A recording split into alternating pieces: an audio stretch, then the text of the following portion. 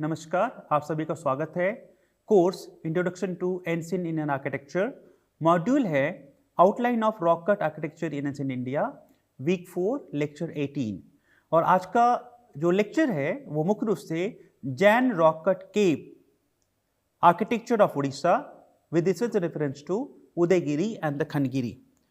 पिछली क्लास में हम लोगों ने डिस्कस किया था बुद्धिस्ट रॉक कट आर्किटेक्चर के बारे में हमने डिस्कशन किया था और हमने आपको समझाने का प्रयास किया था कि किस प्रकार से बुद्धिस्ट रॉक कट आर्किटेक्चर का जो कंसंट्रेशन है भारत में वो हमें वेस्टर्न इंडिया यानी महाराष्ट्र के क्षेत्र में हमें विशेष रूप से दिखाई देता है।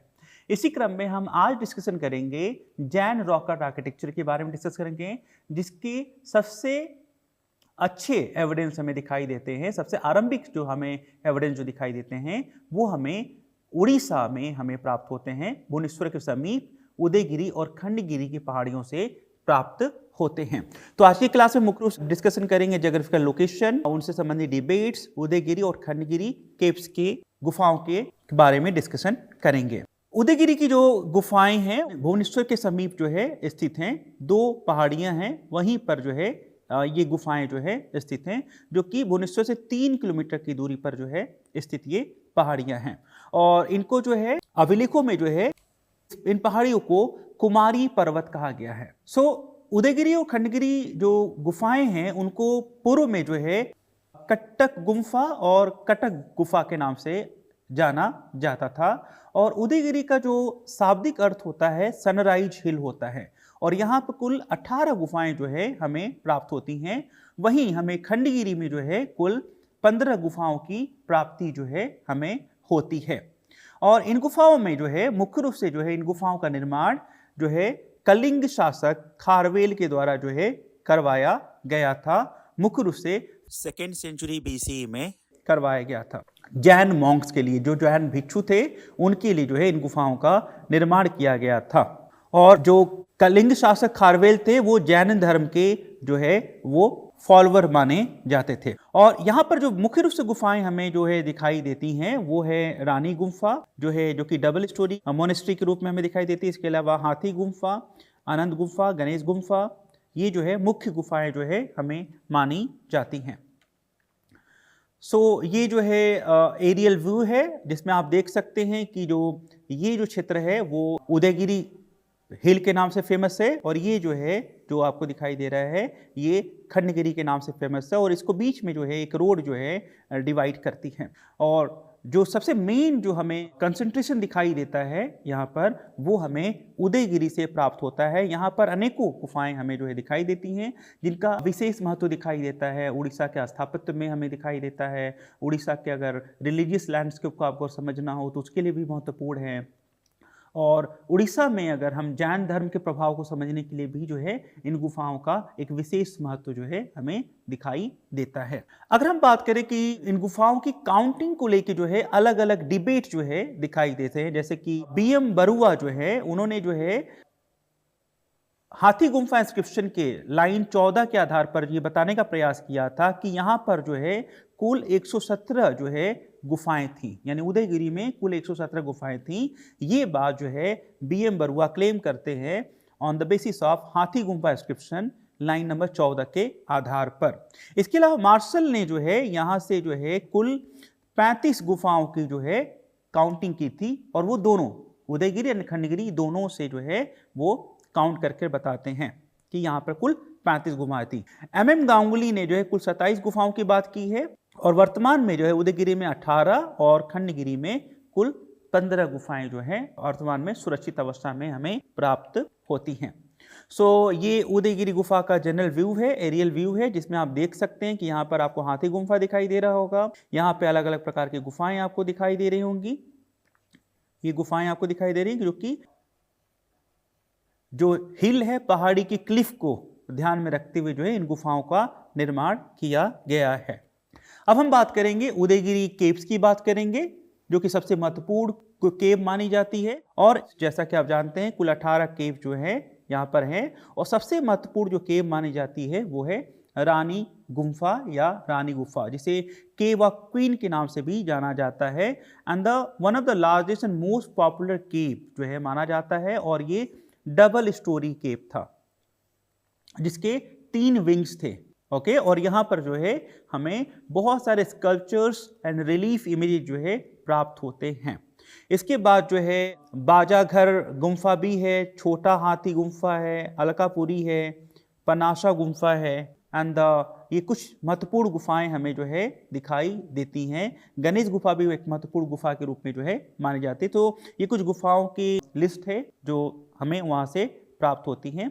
कुल 18 गुफाएं, जैसा कि आपको पता है, यहाँ से हमें 18 गुफाएं प्राप्त होती हैं। यहाँ पे हाथी गुम्फा का विशेष रूप से जिक्र करना चाहूँगा बिकॉज यहीं से जो है हमें कलिंग शासक खारवेल का प्रसिद्ध इंस्क्रिप्शन प्राप्त होता है, जिसे हम हाथी गुम्फा इंस्क्रिप्शन कहते हैं, जिसमें उसके द्वारा जो है मगध के शासकों को पराजित करने के जो है हमें साक्ष्य जो है हमें प्राप्त होते हैं। अब हम कुछ महत्वपूर्ण गुफाओं के बारे में हम मुख्य रूप से चर्चा करेंगे, जिसमें रानी गुम्फा, गणेश गुम्फा, ब्याह गुम्फा और हाथी गुम्फा है। इनके बारे में हम डिस्कशन जो है करेंगे। सबसे पहली जो गुफा हमें दिखाई देती है वो है हाथी गुम्फा। जैसा कि हम पहले ही बता चुके हैं कि हाथी गुम्फा जो है सबसे प्रसिद्ध, सबसे बड़ी और सबसे ज़्यादा फेमस गुफा मानी जाती है। और ये गुफा, जैसा कि आप देख पा रहे हैं, ये मल्टी स्टोरी गुफा है, जिसका जो अलाइनमेंट है हमें इस प्रकार से जो है दिखाई देता है। ठीक है, तो ये गुफा जो है आपको इस प्रकार से हमें दिखाई देती है। 3 एक्सिस में जो है यहाँ पर निर्मित किए गए हैं और ये मुख्य रूप से जो है एक मोनेस्ट्री के रूप में हमें दिखाई देता है, जिसका मुख्य रूप से प्रयोग जो है किया गया था जैन जो भिक्षु थे, मॉन्क थे, उनको रहने के लिए। और इस गुफा का निर्माण माना जाता है कि कलिंग शासक जो है खारवेल के समय जो है हुआ था। और इस गुफा की जो दीवारें हैं उनके ऊपर जो है बहुत सारे sculptures and the Kings victory के हमें डिपिक्शन जो है हमें दिखाई देते हैं। सो ये जो है रानी गुफा का जो है, जैसा कि मैंने आपको बताया कि रानी गुफा डबल स्टोरी है, तो रानी गुफा का जो है ये लोअर स्टोरी जो है आपको इस रूप में जो है दिखाई देती है रानी गुफा का, और ये जो है अपर स्टोरी है रानी की गुफा का। तो ऊपर की तरफ जो है हमें सेल्स या चैम्बर ज़्यादा दिखाई देते हैं और नीचे की जो गुफा है उसमें जो है हमें जो है कम जो है सेल्स एंड चैम्बर्स जो है दिखाई देते हैं। और इसका जो स्वरूप इस प्रकार से जो है हमें दिखाई देता है। और ये जो है रानी की गुफा का, अगर हम सेक्शन की बात करें तो रानी की गुफा का जो सेक्शन है कुछ इस प्रकार से जो है हमें दिखाई देता है। यहाँ पे आप देख सकते हैं कि ये रानी की गुफा है, ये फर्स्ट फ्लोर है और ये जो है ग्राउंड फ्लोर है। एंड इसमें किस प्रकार से जो है छोटे छोटे जो है दरवाजों के माध्यम से सेल्स जो है बनाए गए हैं। एंड ये कॉरिडोर है फर्स्ट फ्लोर, जिसको रानी गुफा का जो कॉरिडोर है उसका अंकन दिखाई देता है। और जिस रिलीफ आर्ट की बात मैं अभी आपसे कर रहा था, तो इस प्रकार के रिलीफ आर्ट जो है इन गुफाओं की बाहरी दीवारों पर आपको जो है दिखाई देते हैं, जिनमें मुख्य रूप से जो है किंग विक्ट्री मार्च और फीमेल के डिपिक्शन दिखाई देते हैं एंड द आर्मी के डिपिक्शन जो है दिखाई देते हैं। इसके अलावा जो है बहुत सारे एनिमल्स एंड इनके जो है डिपिक्शन हमें जो है दिखाई देते हैं। सो यहाँ पर जो है रिलीफ आर्ट में हमें वेरिएशन जो है यहाँ पर हमें दिखाई देता है। सो ये फ्रंट व्यू है, इस प्रकार से आप देख सकते हैं किस प्रकार से जो है पारंपरिक जो है तकनीक का जो है हमें प्रयोग यहाँ पर दिखाई देता है। अगली जो गुफा है वो है गणेश गुफा। इसका नाम गणेश गुफा इसलिए पड़ा बिकॉज इस गुफा के अंदर जो है हमें गणेश की जो है एक छोटी सी जो है प्रतिमा जो है हमें प्राप्त होती है, रिलीफ इमेज जो है हमें प्राप्त होती है, इसलिए जो है इस गुफा का नाम जो है गणेश पड़ा। और ये जो गुफा है ये इसमें कई सारे जो है आपको सेल्स या चैम्बर्स जो है हमें प्राप्त होते हैं। इसके अलावा जो है इस गुफा के बाहर जो है हमें 2 लार्ज स्टैचू ऑफ एलिफेंट जो है हमें प्राप्त होते हैं, जो कि अपने सूंड में जो है इन्होंने गारलैंड लिया हुआ है। तो ये मुख्य रूप से हमें दिखाई देते हैं। इसके अलावा जो है हमें इस गुफा के साथ जो है एनिमल्स के डिपिक्शन दिखाई देते हैं और इसके अलावा जो है इसके डिपिक्शन दिखाई देते हैं। इसके अलावा द्वारपाल के जो डोर गार्जियंस होते हैं इसके भी अंकन जो है हमें इस गुफा के साथ जो है दिखाई देते हैं। इसके अलावा जो है the carving in this cave depict the story of the elopement of Basavadatta prince of Ujjaini, उसकी भी स्टोरी के बारे में हमें दिखाई देता है। इसके अलावा कौशाम्बी के किंग उदयन से संबंधित हमें जो है हमें स्टोरी के अंकन जो है इस गुफा में हमें दिखाई देते हैं। अगली जो गुफा है बहुत छोटी गुफा है किंतु बहुत महत्वपूर्ण और सबसे अट्रैक्टिव गुफा के रूप में दिखाई देती है, वो है व्याग गुफा के रूप में जो है जानी जाती है। और जिसे जो है टाइगर केव भी जो है कहा जाता है। और ये गुफा जो है, इसका जो एंट्रेंस है वो मुख्य रूप से जो है ब्याग के मुख के समीप जो है इसको जो है निर्मित जो है किया गया है। एंड और ये जो गुफा है वो उदयगिरी की सबसे फेमस मतलब हम कह सकते हैं कि साइट में से एक जो है, केव में से एक मानी जाती है। अगली जो प्रमुख गुफा हमें दिखाई देती है वो है हाथी गुफा।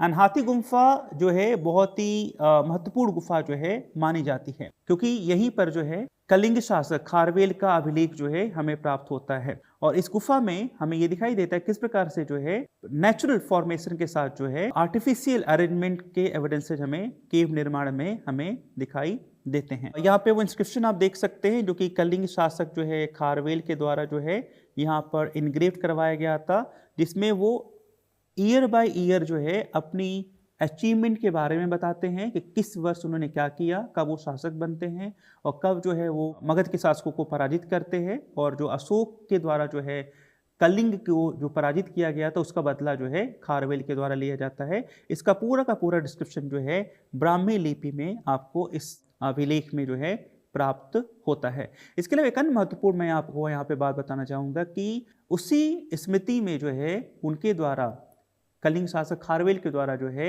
मगध से जिन की प्रतिमा यानी तीर्थंकर, जैन तीर्थंकर की प्रतिमा जो है वहाँ से स्मृति के रूप में लेके आते हैं, जिसको जो है इसी उदयगिरी की पहाड़ी पर जो है उनके द्वारा स्थापित किया गया था। और यहाँ पर जो है उनके द्वारा जैन तीर्थंकर ऋषभनाथ की जो है एक प्रतिमा जो है स्थापित की गई थी, जो कि उन्होंने नंद शासक से लेकर आए थे। सो यहाँ पर आप एरियल व्यू देख सकते हैं उस एप्साइडल जैन टेम्पल की मैंने बात की, जिसका निर्माण माना जाता है कि कलिंग शासक खारवेल ने करवाया था, उसको आप यहाँ पे देख सकते हैं।